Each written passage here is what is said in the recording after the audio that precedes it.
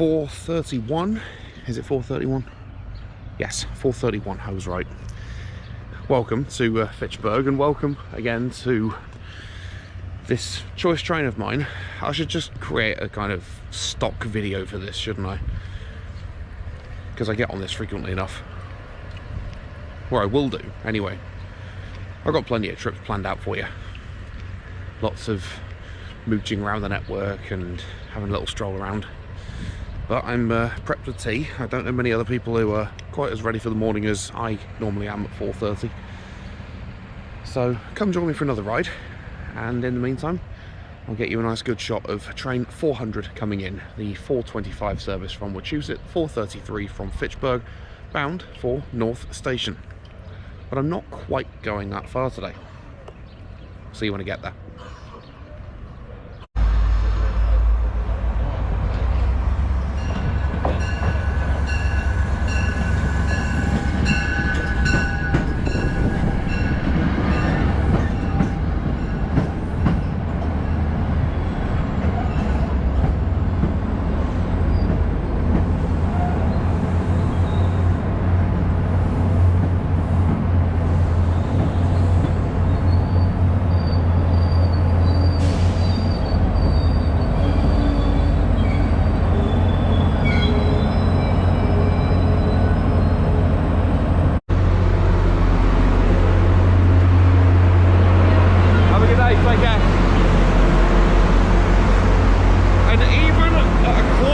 In the morning, this place is thriving.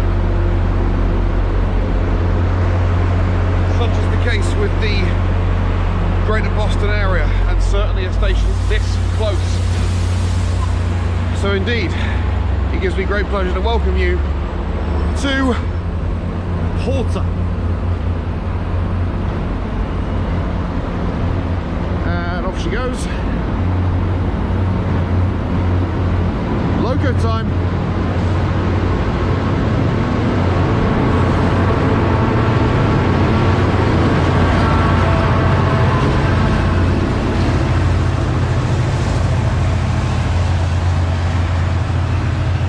And thank you 11:35 for my safe passage here. Let's explore.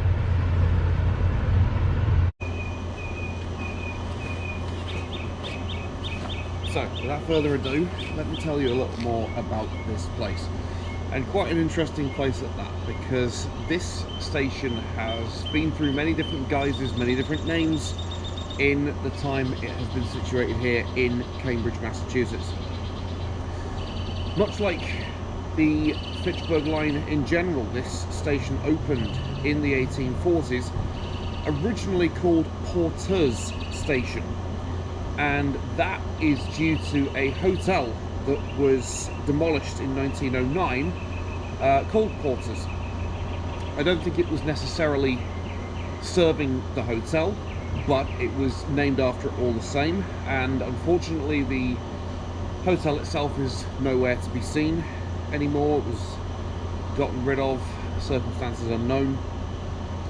But this station has also been called North Cambridge and just Cambridge, and has settled on Porter for as long as I've known it, and many years before that.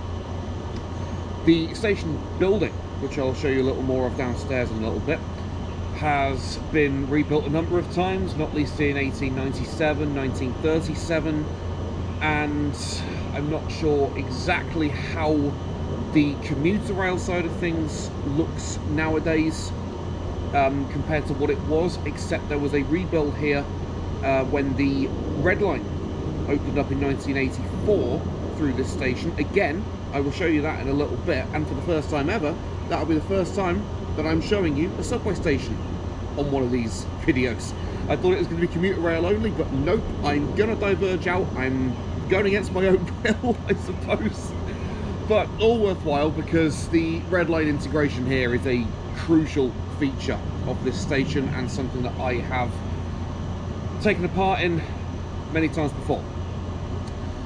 There were actually 3 lines at one point that came through this station. A branch off to Bedford which shut in 1971, and a branch off to South Sudbury that shut in 1977, and that was all part of the cutbacks that had to take place when the MBTA first took over running of this line and many others in the Greater Boston area in the 1960s.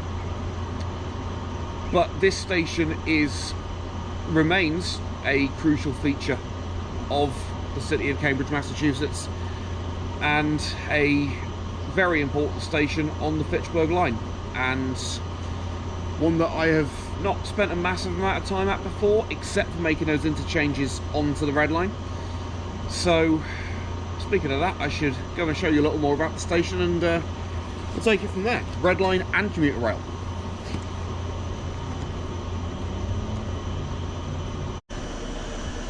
I'm not going to go the whole way down either, because it's just, well, dangerous in a way. Unsafe, however you want to call it. Not that I've ever seen boarding quite down here this far, but this is not an illusion. You can see that these two sides of the island platform narrow very significantly as you go down there. There is actually a high visibility cone at the end of it to separate, I guess, separate the two platforms. But what I just passed is an important feature. Please board all trains at the high level platform or designated location, except for inbound peak trains between 5 AM and 9 AM Monday to Friday. All the same, my original point stands. I don't think I've ever seen anyone down there. Not quite that far, which is good. And also, this isn't the only feature at a station like this, but I think it is the first time I have seen warnings not to sit on the edge of a platform. And it's right. Please don't. That's daft. Please don't do that.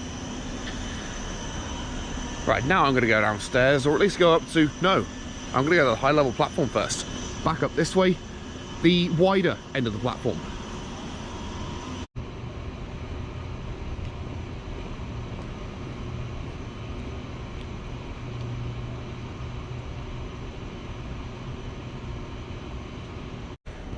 Something I appreciate a lot at a station like this is not a feature you can take for granted on the network. Clearly defined outbound and Boston to indicate which side of a single island platform that you need to be. And even then, even without an island platform, I find it beneficial to find out exactly where you need to be, or at least I did when I first came here. The boarding and direction of trains on a two-track railway are typically backwards to what you'd expect in Britain. Thinking back to where I used to live and my local station, Bicester North, it was backwards. It was the other way around, and didn't think of it the first time I came here. They drive on the other side, and even the trains go on the other side. So I was caught out more than once by not knowing which side. 25 miles per hour are in place in some areas on the Red Line while track repairs are made. Well, thanks for that. That's actually a good thing. A good thing in as much as this screen is working properly, which I always like to pay attention to when I'm travelling around the network. And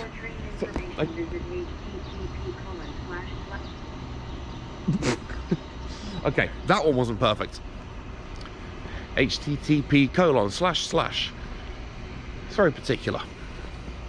Anyway, now I'm going to go on the high level platform like I promised I would, and then I promise we'll go downstairs and then upstairs. You'll see outside the station too. There are a couple of very striking features about this station that I think you'll like. If you don't live around here, if you don't know Boston, don't know Cambridge, don't know Massachusetts, don't know this commuter rail, I think you'll enjoy it. Something very quirky, like me. All my time at this station before, infrequent or otherwise, I have not noticed this exit. Red Line Commuter Rail, and indeed signage to take you to Mass Ave, West Side, and buses to Harvard. 63 cents is not what it costs, I promise you.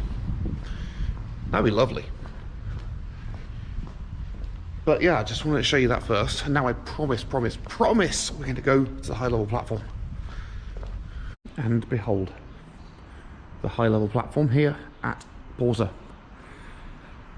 And the second instance of the electronic screen working absolutely fine.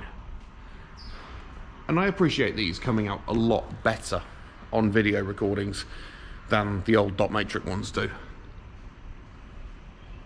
Speed restrictions of 10 to 25 miles per hour are in place in some areas on the Red Line while track repairs are made. Same message as was over there, short and sweet, but coming out nicely, and like I say, good to hear in more ways than one.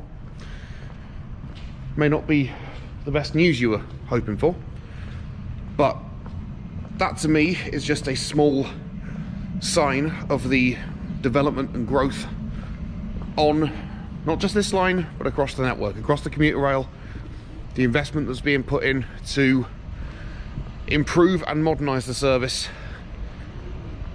in this new era of ours, and an era that I want to see more people take the train anywhere and everywhere, either to PORTER like you saw before with all the commuters this early in the morning.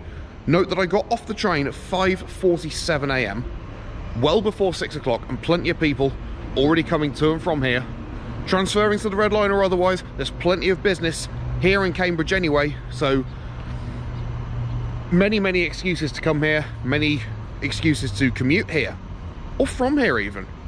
I'm sure there are a good number of people that commute from here into North Station, the final station on the line. This is the penultimate one. I don't know if I made that clear, or if it wasn't abundantly obvious in the first place, but PORTER, have yourself a look at a map. I will show you a map when we get downstairs, but PORTER is the penultimate stop here on the Fitchburg line.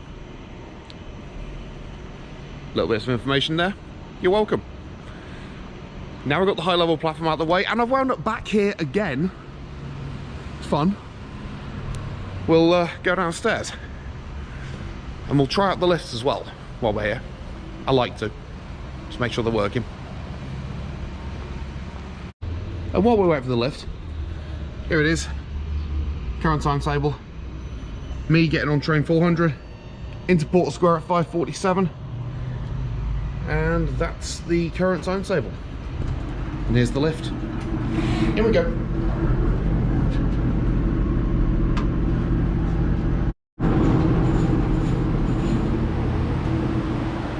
Not going right back up there, promise. Come out this way instead. And welcome to the mezzanine level of PORTER Station. Here I will be going in a little bit because this is the entrance to the Red Line. A significantly more used portion of the station. And just like when I usually show you on a map, or where I can, where a station is, PORTER here on the subway map, or the wider Boston map of the MBTA, is right here on the Red Line. We are one stop this way going towards North Station for connections on the Green Line and the Orange Line, and we're also 2 stations away from Alewife, the westernmost terminus here for the Red Line. And around here we've also got bus timetables like kind of hidden away, but they're here. Are they valid? Curious. Effective March 13th 2022. I'm not a local, I'm not sure. They might be valid, they might not. If they've changed in the last year, then no, they're not. If they are still in effect 18 months just under from that point, then no, you're good. Now, before I show you other features on the mezzanine level. I'm going back up. Different way. And an escalator is something else I'll talk about in a moment. Not this one, but the ones over there are important. Up we go. Scenic views behind me. Enjoy.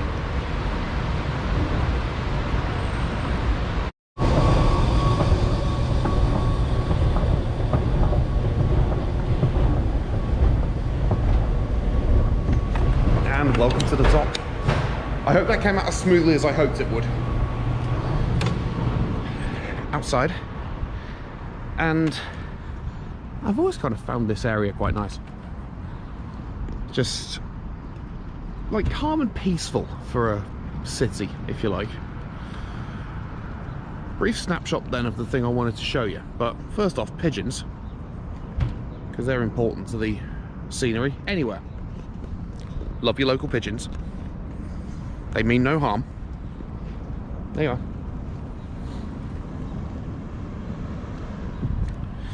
And now I'll just take a moment to compose myself, and I will show you something else which can't tell in this shot, but you might be able to see the thing I'm about to point out to you again. Maybe. But first, actually, for all I said about pigeons just then, the amount of signage, regrettable for our pigeon friends. Please do not feed the pigeons. Not that I had anything for them. And no bikes, pedestrians, skateboards, cars. Please do not feed the pigeons. If they could, they would change this sign to say no pigeons, but they can't, because pigeons rule. Look at that, close-up shot. I feel like a twitcher now. But this is a channel for trains, so let's focus it on that. Except this one thing I'm going to show you now. Not train related, but very important to the local atmosphere around here. Did you spot it the first time? This thing right here. And that is a sculpture, installation, call it what you will, called Gift of the Wind. And it's part of a series called Art on the Line that was commissioned by the MBTA in the 1980s. This in particular being installed in 1985, commissioned in 1983, and to all intents and purposes, it's like a windmill that goes in more than just a clockwise or anti-clockwise direction. And it is one of the things I'd say that Cambridge is most famous for, or most well known for. And I've always found it quirky, but that's okay. It's a focal point, it gets people talking. Whether you appreciate sculptures like this, modern art, in any particular way, I don't necessarily. But when there's a context behind it, and when it is involving some kind of station, or it's a part of a station, then you know what, I'm for it. Why not? Each to their own. Gets people talking. And hey, it stood the test of time for nearly 40 years. So, long may it continue. It's not the only piece of the Art on the Line series that is featured at this station. The other one is on the Red Line itself, or on the way to the Red Line at least. And that also lends well to me explaining about the escalators and why the escalator was so important when I was coming up here. And not that escalator necessarily, but the one taking you down to the Red Line is actually quite important. So I'm just going to step out of shot for a moment, let you appreciate this behind me once more time, and carry on.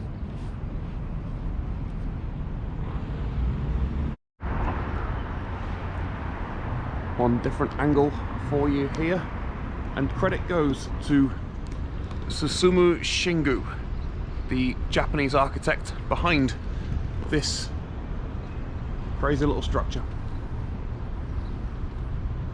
Admiring it as best I can. It's a very still day, hence why it's not moving anywhere.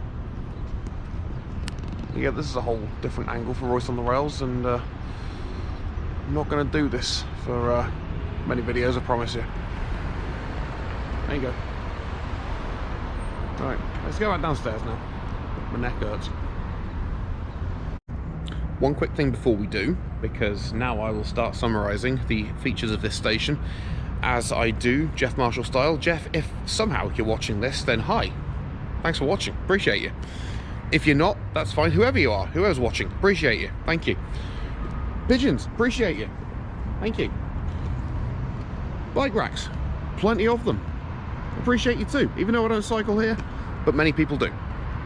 And there's more than the internet gives credit for, because I don't know if there's, I don't know if the classification is that those are dedicated for the station, these are dedicated for the station, these ones over here, there's even the Boston Blue bikes over there. They're not part of the count, I promise you. I saw on the internet there were 34. There's not, there's more than that. You can put way more than 34 bikes here. Now it's early in the morning, and so far I can only see four, including someone else's helmet. That doesn't count. If you want to call that 4.5, that also doesn't count.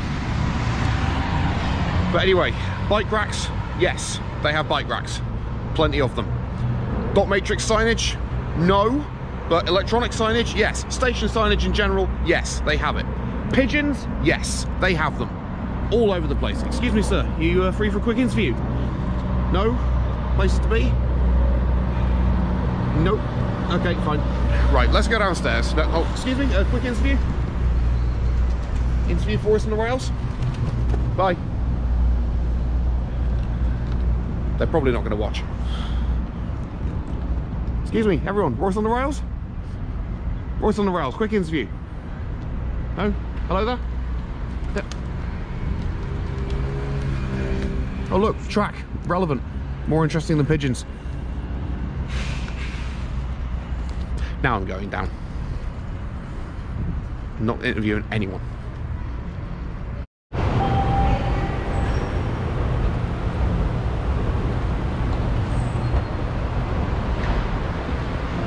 And at the bottom, here we are again, another, well, I was going to say another timetable.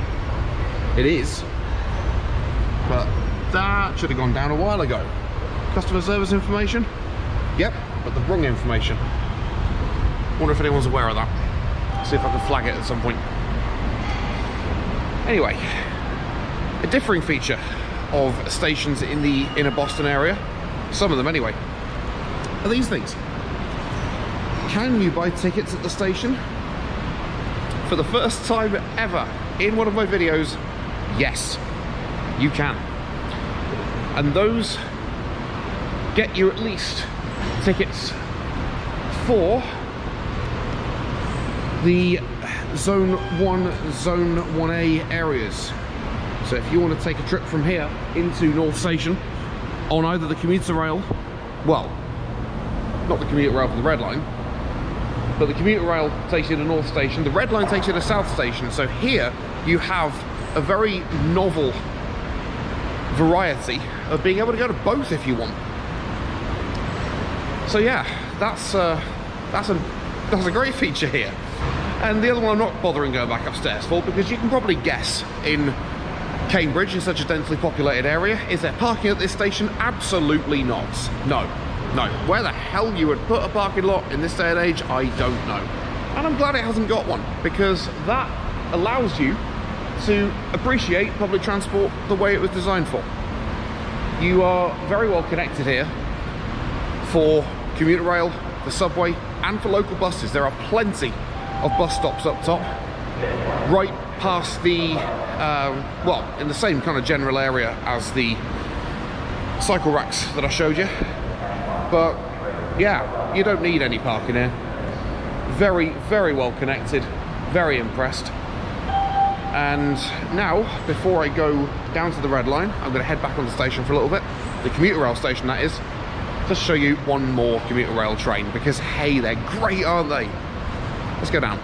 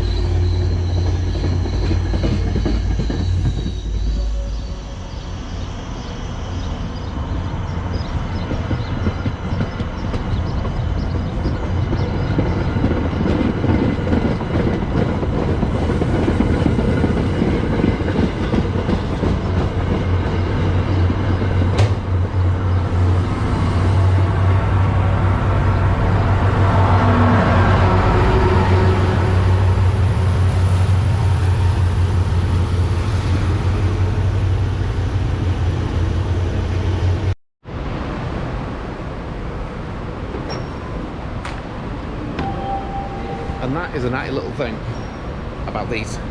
Paper tickets, but they have little magnetic strips in them to let you into the barriers.